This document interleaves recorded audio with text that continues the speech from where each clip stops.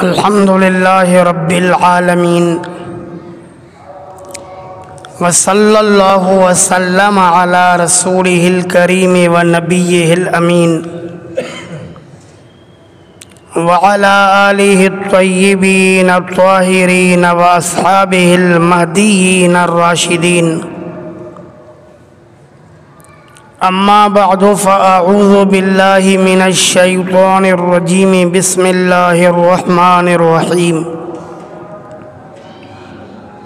عاشروہن بالمعروف فإن کرہتموہن فعسى أن تکرہوا شیئا ویجعل اللہ فیہ خیرا کثیرا وقال النبی صلی اللہ علیہ وسلم استوصوا بالنساء خیرا صدق اللہ العلی العظیم وصدق رسولہ النبی الکریم ونحن على ذلك لمن الشاہدین والشاکرین والحمد للہ رب العالمین۔ نہایت ہی واجب الاحترام برادران اسلام، اللہ رب العالمین نے مرد اور عورت کی زندگی کے دفاع کے لیے نکاح کو ہمیشہ برقرار رکھنے کا حکم فرمایا ہے۔ اللہ پاک قرآن کریم میں ارشاد فرماتے ہیں محسنین غیر مصافحین، جن عورتوں کے ساتھ تمہارے لیے نکاح کو حلال کر دیا گیا ہے تو ان عورتوں کے ساتھ بھل نکاح کرو، لیکن ہمیشہ قید میں رکھنے کے لیے، نہ کہ صرف مستی نکالنے کے لیے۔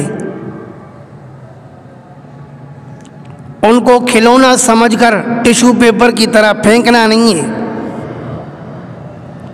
بلکہ ان کو زندگی بھر اپنے نکاح میں رکھ کر کے ان کا خیال رکھنا ہے۔ سید عالم صلی اللہ علیہ وسلم نے حجۃ الوداع کے خطبے میں کم و بیش 1.25 لاکھ صحابہ کرام رضوان اللہ علیہم اجمعین کے سامنے اعلان فرمایا واتقوا اللہ فی النساء، لوگوں اپنی بیویوں کے بارے میں اللہ سے ڈرنا، ان کے حقوق کا خیال رکھنا، ان کو اہمیت دینا۔ حضرت عمر فاروق رضی اللہ تعالیٰ عنہ فرماتے ہیں ہم پر ایسا زمانہ گزرا ہے، صحیح بخاری کے الفاظ ہیں لا نعد شیئا، ہم عورت کو کچھ سمجھتے ہی نہیں تھے، یہاں تک کہ سید عالم صلی اللہ علیہ وسلم نے فرمایا کہ اپنی بیٹیوں کے حق میں اپنی بیویوں سے مشورہ طلب کرو۔ جب نبی اکرم صلی اللہ علیہ وسلم نے صحابہ کرام کو عورتوں کے حقوق سمجھائے تو اب صحابہ کرام عورت کو بھی معاشرے کے اندر اہمیت دینے لگے۔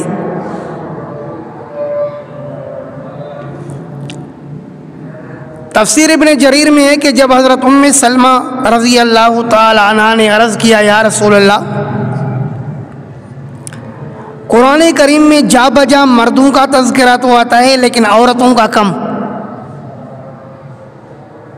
تو اللہ رب العالمین نے عورت ذات کو اہمیت دینے کے لیے باقاعدہ آیت کریمہ نازل فرمائی ان المسلمین والمسلمات والمؤمنین والمؤمنات والقانتین والقانتات والصادقین والصادقات۔ آیت کا خلاصہ یہ ہے کہ مومن مرد، مومن عورتیں، مسلمان مرد، مسلمان عورتیں، اللہ سے ڈرنے والے مرد، اللہ سے ڈرنے والی عورتیں، صدقے کرنے والے مرد، صدقے کرنے والی عورتیں، روزے رکھنے والے مرد، روزے رکھنے والی عورتیں، اللہ کو کثرت سے یاد کرنے والے مرد، اللہ کو کثرت سے یاد کرنے والی عورتیں، اعد اللہ لہم اجرا عظیما۔ اللہ پاک نے ان سب کے لیے اجر عظیم تیار فرمایا ہے۔ تو اللہ پاک نے باقاعدہ مرد کے ساتھ عورت کا تذکرہ کر کے عورت کی اہمیت کا بیان فرمایا۔ یہ علیحدہ بات ہے الرجال قوامون علی النساء کہ عورت کی نگرانی مرد کے حوالے کی، کہ مرد عورت کا نگران ہوگا، اس کا حاکم ہوگا، سردار ہوگا۔ اگر سجدہ غیر اللہ کے لیے جائز ہوتا تو شوہر کو کرتی، تو گو مرد کو اللہ پاک نے عورت کا نگران سید بنایا، سردار بنایا۔ لیکن سردار کا مطلب یہ نہیں ہے کہ اپنی رعیت کو جس طرح چاہے استعمال کرے، نہیں، کہا جاتا ہے سید القوم خادمہم، کہ قوم کا سردار وہ قوم کا خادم ہوتا ہے۔ تو حق بات یہ ہے کہ شوہر بھی اپنی بیوی کا نوکر ہی تو ہوتا ہے، پورا دن کام کاج کرتا ہے اپنی بیوی کو سنبھالنے کے لیے،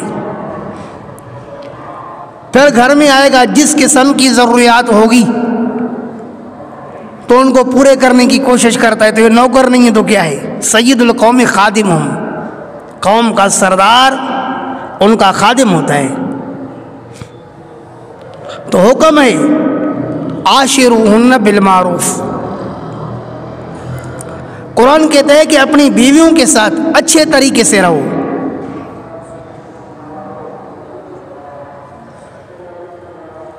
اچھی زندگی گزارنے کے لیے سب سے اہم چیز وہ زبان ہے۔ میاں بیوی کو چاہیے کہ اپنے ساتھ زبان خوبصورت رکھے، گفتگو تہذیب یافتہ کرے، بازاری گفتگو نہیں ہونی چاہیے، جاہلوں والی گفتگو نہیں ہونی چاہیے، اڑے اڑے کر کے بول نہیں ہونا چاہیے، اور برے لہجے کے ساتھ بول نہیں ہونا چاہیے، اچھے لہجے میں گفتگو ہو، اچھی الفاظ میں گفتگو ہو۔ وَقُولُوا لِلنَّاسِ حُسْنًا، یہ تو صرف بیوی کے ساتھ نہیں بلکہ پورے عالم انسانیت کے ساتھ قرآن نے حکم فرمایا کہ وَقُولُوا لِلنَّاسِ حُسْنًا، لوگوں کے ساتھ خوبصورت طریقے سے بات کرو کہ آپ کی بات سے اگلے کو راحت پہنچے، مزہ آئے، آپ کی بات سننے میں کسی کو تکلیف نہ ہو۔ صحیح بخاری کے حدیث میں اللہ کے رسول نے فرمایا المسلم من سلم المسلمون من لسانہ و یدہ، کہ مسلمان تو وہ ہے جس کے ہاتھ سے بھی دوسرے مسلمان محفوظ رہیں اور اس کی زبان سے بھی دوسرے مسلمان محفوظ رہیں۔ تو یہ تو آپ کو پورے عالم کے لیے اس طرح بننا ہے، پورے جہان والوں کے لیے آپ کو اچھا بننا ہے۔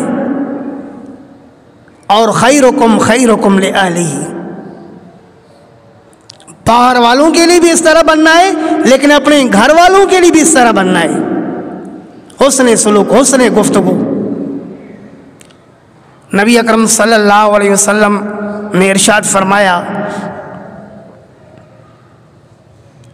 کہ جب کوئی بیوی اپنے شوہر کے ساتھ بڑبڑ کرتی ہے، اپنے شوہر کو زبان کے ذریعے ایذا دی ہے، ترمذی شریف کے الفاظ ہیں، اللہ کے رسول نے فرمایا جنت کی حور اس عورت کو کہتی ہے قاتلک اللہ، او اللہ کی تجھ پر مار پڑے، یہ تو کیا کر رہی ہے؟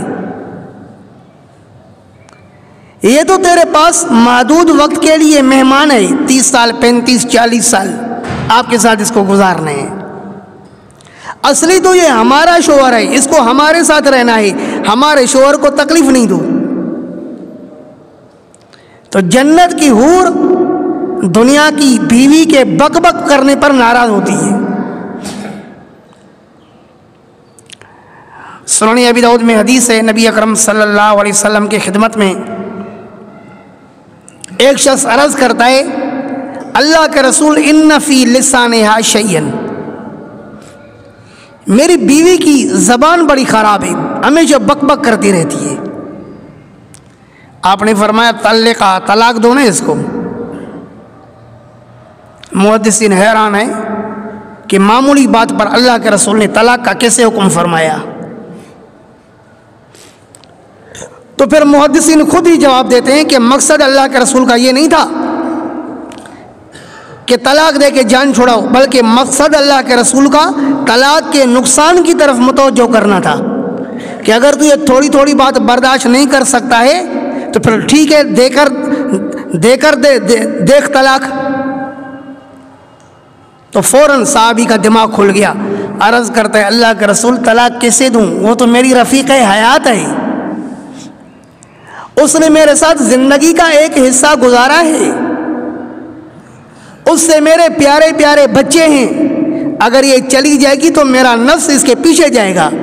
تو اللہ کے رسول نے فرمایا پھر اس کو سمجھاؤ نا، ان یک فیہا خیرن، اگر اس کے اندر خیر ہوگا تو خود ہی سمجھ جائے گی۔ تو عورت کو چاہیے کہ اپنے شوہر کو ایذائے نہیں، بک بک نہیں کرے۔ سید عالم صلی اللہ علیہ وسلم نے یوں بھی ارشاد فرمایا، خیر متاع الدنیا المرأۃ الصالحہ۔ اللہ کے رسول نے فرمایا یہ دنیا جتنی بھی آپ کو نظر آ رہی ہے یہ سب کچھ دنیا کا سامان ہے، لیکن دنیا کا سب سے بہترین سامان وہ نیک عورت ہے۔ اذا نظر الیہا سرت ہو، جب شوہر اپنی بیوی کی طرف دیکھے تو وہ نیک بیوی اس کو خوش کر دے۔ وَإِذَا أَمَرَهَا اطاعت ہو، جب کوئی کام کہے تو فوراً اطاعت کرنے والی ہو۔ حضرت صلی اللہ علیہ وسلم نے یوں بھی ارشاد فرمایا، وہ بھی سنن ترمذی میں ہے، کہ جس کو 4 چیزیں مل گئی تو اس کو دنیا اور آخرت کا خیر مل گیا۔ ان 4 چیزوں میں سے ایک نیک صالح بیوی ہے جو اس کی دین میں مددگار بن گئی۔ شوہر بے نمازی ہے، اس کو نماز کی تلقین کرتی ہے۔ شوہر بہانے بناتا ہے کہ میرے کپڑے نجس رہتے ہیں، اس کو کپڑے پاک کر کے دیتی ہے۔ تو جو عورت اپنے شوہر کو دیندار بنانے کی کوشش کرتی ہے یہ عورت اللہ اور رسول کو بہت پسندیدہ ہے۔ سنن ابی داؤد کی ایک حدیث میں یوں بھی ارشاد ہے، نبی اکرم صلی اللہ علیہ وسلم نے فرمایا، رحم اللہ امراتن، اللہ اس عورت پر رحم فرما جو رات کو اٹھ کر کے خود بھی تہجد پڑھتی ہے اور اپنے شوہر کو بھی تہجد کے لیے اٹھاتی ہے۔ اگر اس کا شوہر تہجد کے لیے نہیں اٹھتا، پانی چلو میں لے کر کے اس کے منہ پر مار کر اٹھاتی ہے، تہجد پڑھواتی ہے، اللہ اس عورت پر رحم فرما۔ اور فرمایا رحم اللہ رجلا، اللہ اس مرد پر بھی رحم فرما جو رات کو اٹھ کر کے تہجد پڑھتا ہے اور پھر اپنی بیوی کو بھی اٹھاتا ہے۔ اگر اس کی بیوی نہیں اٹھتی، چلو میں پانی لے کر کے اس کے منہ پر مار کر اس کو اٹھا کر کے تہجد پڑھواتا ہے، اللہ اس مرد پر بھی رحم فرما۔ تو میاں بیوی کو چاہیے کہ ایک دوسرے کے لیے دین میں مددگار بن جائے، ایک دوسرے کو دیندار بنانے کی کوشش کریں، بلکہ ایک دوسرے سے زیادہ دیندار بننے کی کوشش کریں، اس سے زندگی ہماری بہتر ہوگی۔ قرآن کہتا ہے جو نیک عمل کرے گا، چاہے مذکر ہو چاہے مؤنث ہو، فَلَنُحْيِيَنَّهُ حَيَاةً طَيِّبَةً، ہم اس کو دنیا میں خوشگوار زندگی عطا فرمائیں گے۔ جب میاں بیوی اللہ رب العالمین اور اس کے پیارے نبی کے حکموں کو ماننے والے ہوں گے اور اپنی زندگی دین کے مطابق گزارنے والے ہوں گے، پھر انشاءاللہ ان کی دنیا کی زندگی جنت نما بن جائے گی، خوشگوار زندگی بن جائے گی۔ تو میں نے عرض کیا کہ سب سے پہلے کہ زبان کو اچھا رکھیں ایک دوسرے کے ساتھ، بد زبانی ناپسندیدہ ہے، اور شوہر کو بھی چاہیے کہ اپنی بیوی کے ساتھ اچھی زبان رکھے۔ لم یکن رسول اللہ صلی اللہ علیہ وسلم فاحشا ولا سبابا، حدیث میں آتا ہے سید عالم صلی اللہ علیہ وسلم بیہودہ گفتگو نہیں کرتے تھے، اللہ کے رسول گالی گلوچ نہیں کرتے تھے، برا بھلا نہیں بولتے تھے۔ تو ایک شوہر کو کیا حق ہے کہ وہ اپنی بیوی کو ماں بہن کی گالی دے؟ ایک شوہر کو کیا حق ہے کہ بیوی کے ساتھ بےہودگی کے ساتھ باتیں کرے، برے طریقے سے باتیں کرے، اس کو تانے دے کر کے اس کی زندگی تنگ کر دے؟ نہیں نہیں، قرآن کہتے ہیں عاشروہن بالمعروف، عورتوں کے ساتھ زندگی گزارو اچھے طریقے کے ساتھ، شرعی طریقے پر۔ حضرت صلی اللہ علیہ وسلم کی سنت کے روشنی میں، آپ علیہ الصلاۃ والسلام کی زندگی کے روشنی میں اپنی رفیق حیات کے ساتھ زندگی گزاریں۔ فَإِن كَرِهْتُمُوهُنَّ، قرآن کہتا ہے اگر تمہیں تمہاری بیوی ناپسند ہے، اس کے بدافعالی کی وجہ سے، اس کے بدتمیزیوں کی وجہ سے، اس کے بد زبان ہونے کی وجہ سے، اگر آپ کی بیوی آپ کو ناپسند ہے تو اللہ پاک فرماتے ہیں عسیٰ ان تکرہوا شیئا، او بھائی کوئی بات نہیں، برداشت کرو۔ عسیٰ ان تکرہوا شیئا، امید ہے کہ کسی چیز کو آپ ناپسند کرو گے، وَيَجْعَلَ اللَّهُ فِيهِ خَيْرًا كَثِيرًا، اللہ پاک اس کے اندر بہت زیادہ خیر ڈال دے گا۔ آپ حیران ہو جاؤ گے کہ الحمدللہ یہ میری بیوی کیسے اچھی ہو گئی، اور آپ شکریہ ادا کرو گے میرے مولا آپ کا کرم ہو گیا کہ میں نے اس کی تکلیفیں برداشت کی اور یہ میرے پاس رہ گئی۔ تو فرمایا اگر تمہیں ناپسند ہے پھر بھی صبر کا مظاہرہ کرو، دیکھو اللہ پاک اس آپ کی ناپسند کردہ چیز میں کس طرح خیر ڈالتے ہیں، پھر وہی عورت آپ کی سب سے زیادہ پسندیدہ عورت بن جائے گی۔ لیکن آپ صبر کر کے دیکھیں۔ وہ کسی بزرگ کے متعلق منقول ہے کہ اس کی بیوی بد زبان تھی، تو اس کے مریدوں نے ان کو کہا کہ حضرت اس کو طلاق دے کر کے جان چھڑا دیں۔ تو بزرگ نے کہا کہ یہ تکلیف میں خود اپنے سر لینا چاہتا ہوں، کسی دوسرے مسلمان کو تکلیف نہیں دینا چاہتا۔ یہ صبر ہے۔ وہ کسی بزرگ نے اپنی بیوی کو طلاق دے دی، کبھی بھی اس نے اپنی طلاق دی ہوئی عورت کی برائی بیان نہیں کی کہ ایسی ایسی تھی اس لیے میں نے اس کو طلاق دی، میرے ساتھ ایسے چلتی تھی اس لیے میں نے اس کو طلاق دی۔ کسی نے کہا کہ حضرت آپ نے کبھی بھی اپنی بیوی کی برائی کا بیان نہیں کیا، حالانکہ ہر شوہر جب اپنی بیوی کو طلاق دیتا ہے تو پھر اس کی برائیاں بیان کرتا ہے، آپ نے نہ کبھی اس کے ہوتے ہوئے اس کی برائی بیان کی اور نہ ہی طلاق دینے کے بعد برائی بیان کی، یہ کیوں؟ تو بزرگ نے کہا کہ دیکھو جب تک وہ میرے نکاح میں تھی تو وہ میری عزت تھی، میں اس کی برائیاں لوگوں کے سامنے کیسے بیان کرتا، اور جب میں اس کو طلاق دے چکا اب وہ میری اجنبیہ بن گئی، مجھے کیا حق ہے کہ کسی اجنبی عورت کی برائیوں کا تذکرہ کروں؟ تو یہ ہوتی ہے انسانیت۔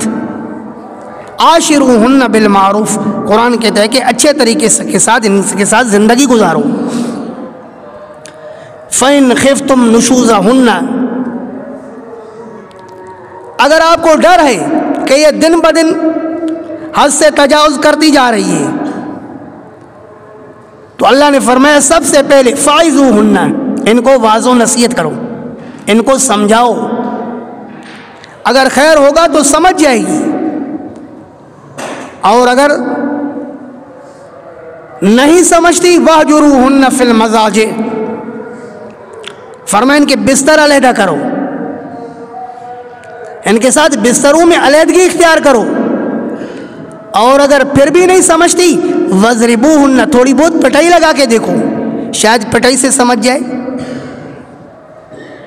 ہاں اگر پٹائی سے بھی کام نہیں بنتا پھر بھی دن بدن اختلافات بڑھتے جا رہے ہیں، قربان جاؤ اپنے رب ذوالجلال پر، کیسے عورت اور مرد کا دفاع فرمایا۔ اللہ نے فرمایا ایسے کرو فَبَعْثُوا حَكَمًا مِّنْ أَهْلِهِ وَحَكَمًا مِّنْ أَهْلِهَا،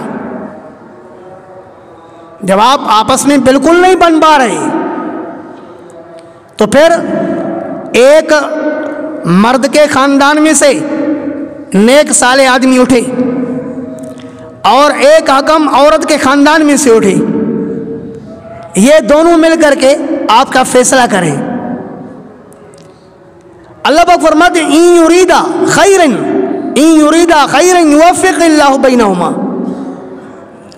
اگر دونوں خاندانوں کے سربراہوں کی نیت اور ارادہ یہ ہوگا کہ کسی طرح یہ میاں بیوی آپس میں بن جائیں تو اللہ پاک فرماتے ہیں اللہ پاک یقیناً ان کے درمیان میں خیر پیدا فرمائے گا اور میاں بیوی کے درمیان میں موافقت ڈال دے گا۔ یوفق اللہ بینہما، اور قرآن نے کہا والصلح خیر، لڑائی جھگڑا جدائیاں یہ کوئی اچھی چیز نہیں ہے۔ قرآن کہتا ہے والصلح خیر، صلح بہتر چیز ہے، صلح والی صورت اختیار کرو۔ اللہ رب العالمین میاں بیوی کے درمیان میں کبھی تفریق نہیں چاہتے۔ حدیث کی کتاب سنن ابی داؤد میں ہے، نبی اکرم صلی اللہ علیہ وسلم نے فرمایا ابغض الحلال الی اللہ الطلاق، اللہ کے رسول نے فرمایا کہ اللہ پاک نے جتنی بھی چیزیں حلال فرمائی ہیں ان تمام حلال چیزوں میں سے سب سے ناپسندیدہ چیز اللہ پاک کے نزدیک طلاق ہے۔ اللہ طلاق کو پسند نہیں کرتے، ہاں شیطان پسند کرتا ہے۔ مشکات المصابی میں سید عالم صلی اللہ علیہ وسلم کا فرمان ہے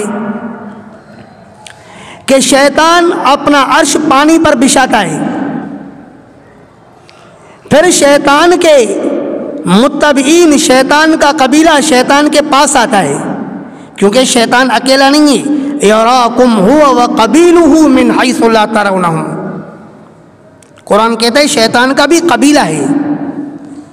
تو جب شیطان پانی پر اپنا عرش بٹھا کر کے بیٹھ جاتا ہے اور اس کے قبیلے والے شیطان کے پاس آ جاتے ہیں کہ ہماری تشکیل کرو، ہم کہاں کہاں چلے جائیں، جیسے بزرگان دین نیک صلاح کی تشکیل کرتے، تم فلاں علاقے میں جاؤ دین کی محنت کے لیے، تم فلاں علاقے میں، تم فلاں علاقے میں۔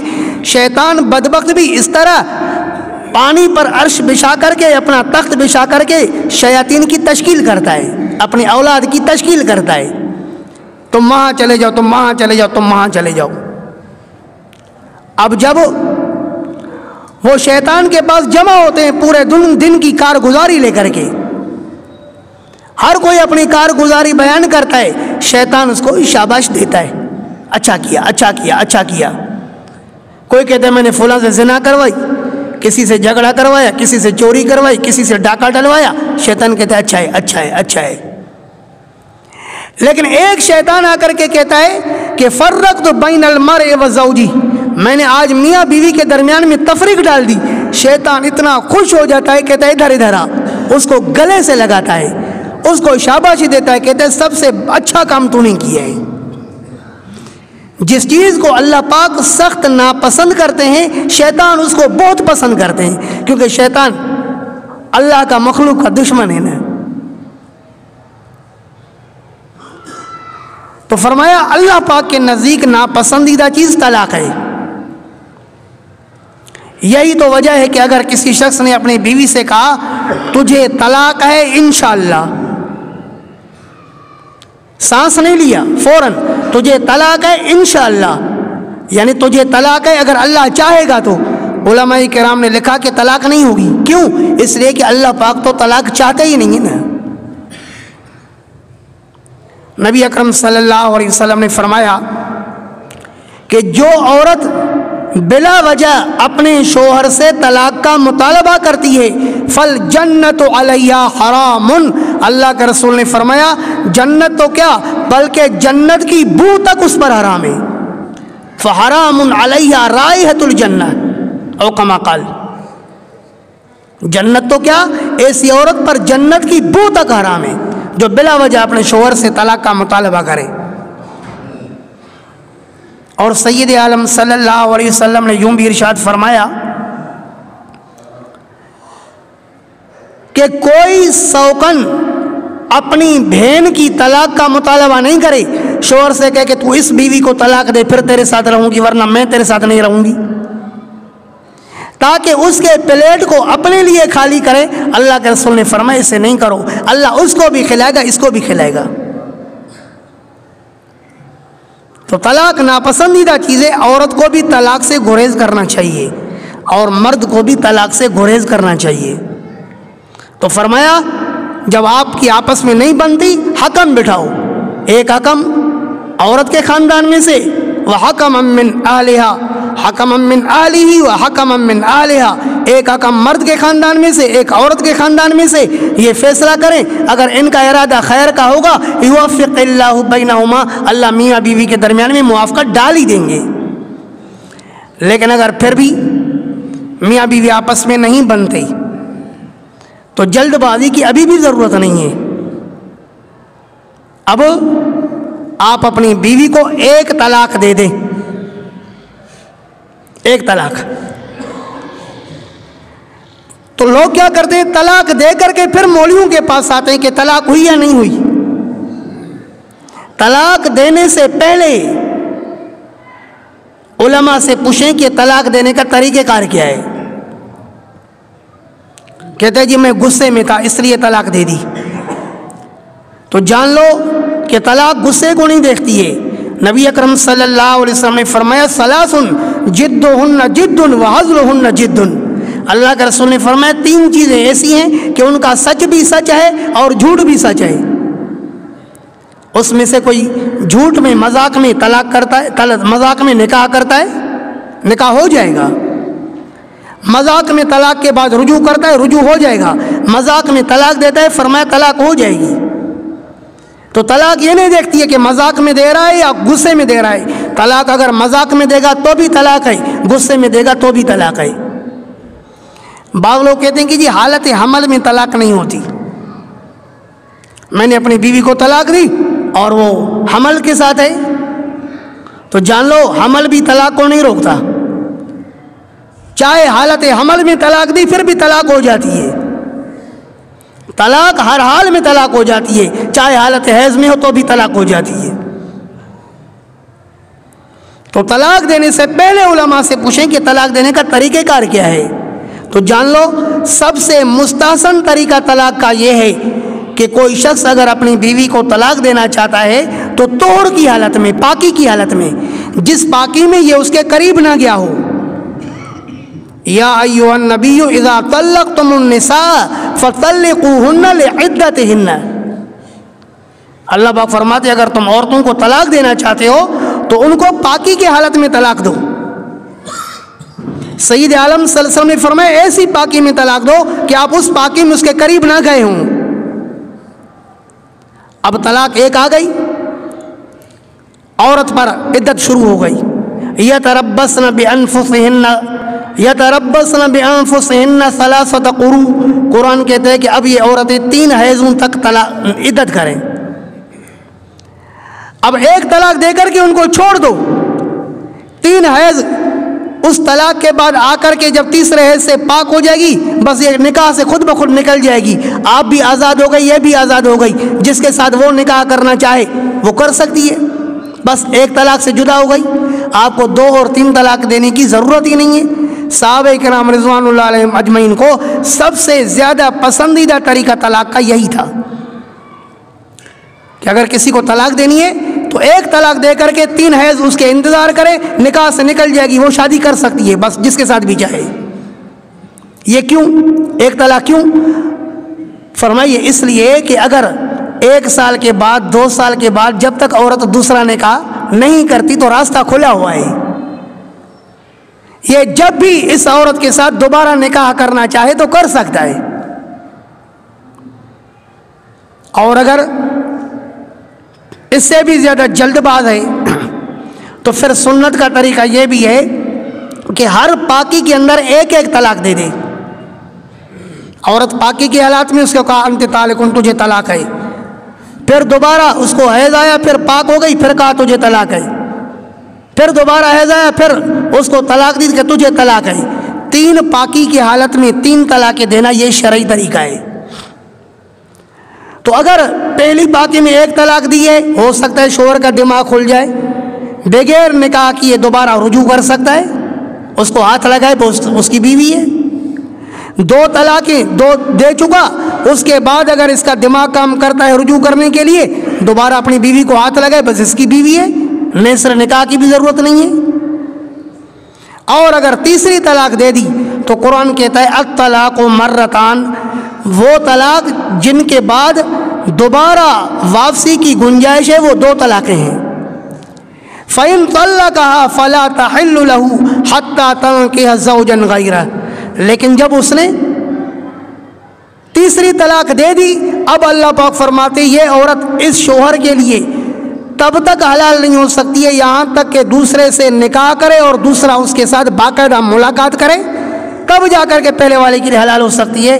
جب تک دوسرا اس کے ساتھ ملاقات نہیں کرے گا، اس کے ساتھ جماع نہیں کرے گا، تب تک پہلے والے شوہر کے لیے حلال نہیں ہو سکتی ہے۔ تو اپنے راستے بچانے کے لیے شرعی طریقے کو جو اختیار کرے گا، اللہ اس کے لیے راستہ نکالے گا۔ سنن ابی داؤد میں ہے کہ ایک شخص حضرت ابن عباس رضی اللہ عنہما کی خدمت میں آیا، عرض کرتا ہے حضرت میں نے اپنی بیوی کو 3 طلاقیں دے دی، کیا میرے لیے کوئی گنجائش ہے؟ تو حضرت ابن عباس نے فرمایا کہ دیکھو قرآن کہتا ہے وَمَن يَتَّقِ اللَّهَ يَجْعَلْ لَهُ مَخْرَجًا، جو اللہ سے ڈرتا ہے تو اللہ پاک اس کے لیے راستے نکالتا ہے۔ تو نے اللہ کی مخالفت کی نا، اللہ کا تو حکم یہ ہے کہ 3 طلاقیں اکٹھی نہیں دو، بلکہ یا ایک طلاق دے کر کے علیحدہ کر دو، یا یہ ہے کہ ہر طور کے اندر ایک ایک طلاق کر کے دو، 3 مہینوں کے اندر 3 طلاقیں دو۔ تو نے بیک وقت اپنی بیوی کو 3 طلاقیں دی، اللہ کی نافرمانی کی۔ جو اللہ کی نافرمانی کرتا ہے اللہ اس کے لیے راستہ نہیں نکالتا ہے، بس تیری بیوی تجھ پر حرام ہو چکی ہے، اب یہ تب تک حلال نہیں ہوگی جب تک کہ دوسرا نکاح کرے اور دوسرے کے ساتھ جا کے ملاقات کرے، تب تک پہلے والے کے لیے حلال نہیں ہو سکتی ہے۔ تو یاد رکھنا، لوگ 3 طلاقیں دینے کے بعد پریشان ہو جاتے ہیں، علماء سے پوچھتے ہیں اگر عالم کہہ بھی دیتا ہے یہ حرام ہو گئی، تو کچھ لوگ ناعاقبت اندیش طلاق سے مکر جاتے ہیں، نہیں میں نے 3 تھوڑی دی تھی، میں نے تو 2 دی تھی، طلاق سے مکر جائیں گے۔ یا دنیا کے اندر 3 مذہب ایسے ہیں کہ ان کے اندر اگر ایک مجلس میں 3 طلاقیں دی جائیں تو وہ ایک شمار ہوتی ہیں۔ ایک مذہب اہل حدیث ہے، دوسرا مذہب قادیانیوں کا ہے، اور تیسرا مذہب رافضیوں کا ہے۔ سمجھ رہے ہو؟ یہ 3 مذہب ایسے ہیں کہ اگر کوئی شخص اپنی بیوی کو 3 طلاقیں دے گا تو ان تینوں مذہبوں کے مطابق حرام نہیں ہوگی۔ ائمہ 4 اہل سنت والجماعت کا اجماع ہے کہ ایک ہی مجلس میں 3 طلاقیں 3 ہی ہو جائیں گی، لیکن قادیانیوں کے نزدیک، رافضیوں کے نزدیک اور اہل حدیث کے نزدیک ان تینوں مذہبوں میں چونکہ 3 طلاقیں ایک شمار ہوتی ہیں، یہ جب بھی اہل سنت کے پاس جاتا ہے تو وہ اہل سنت کے علماء یہی فتویٰ دیتے ہیں کہ حرام ہو گئی۔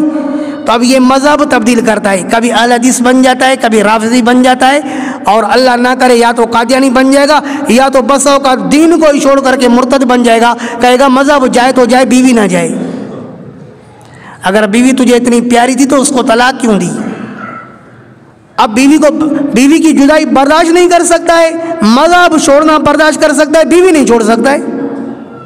تجھے شرم اور حیا آنی چاہیے تھی کہ پھینکی ہوئی تھوک چاٹنے کے لیے تیار ہے اور یہاں سے مذہب چھوڑنے کے لیے تیار ہے۔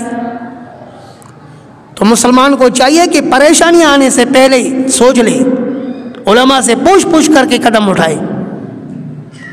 ایک مفتی صاحب کا بیان ہے، ایک شخص نے مجھ سے مسئلہ پوچھا کہ میری 2 بیویاں تھیں، دونوں کا جھگڑا ہوا، میں گھر میں فیکٹری سے کام کاج کر کے آیا، میں نے پوچھا کھانا کہاں ہے؟ کہا کہ ہم نے کھانا شانا نہیں بنایا، آج تمہاری ماں کے ساتھ ہمارا جھگڑا ہوا ہے۔ کہتے ہیں غصے میں نے دونوں سے کہا تم دونوں کو طلاق ہے، طلاق ہے، طلاق ہے۔ مفتی صاحب نے کہا کہ یہ دونوں بیویاں تجھ پر حرام ہو گئی۔ اور یار یہ کیا ہو گیا، میں تو غصے میں تھا۔ پہلے تو اس نے اپنا سر پیٹا، اس کے بعد اپنے آپ کو اٹھا کر کے دیوار میں سر مارا، اب اس کو بیویاں یاد آ گئی، تو غصے میں بھی آپ کو حد سے تجاوز نہیں کرنا چاہیے، غصے میں بھی اپنے شریعت کا خیال رکھنا چاہیے۔ جو شریعت کا خیال نہیں رکھے گا پھر وہ دنیا میں بھی پریشان ہوگا، آخرت میں بھی پریشان ہوگا۔ اللہ پاک سے دعا ہے کہ اللہ پاک ہم سب کو سمجھنے کی توفیق عطا فرمائے۔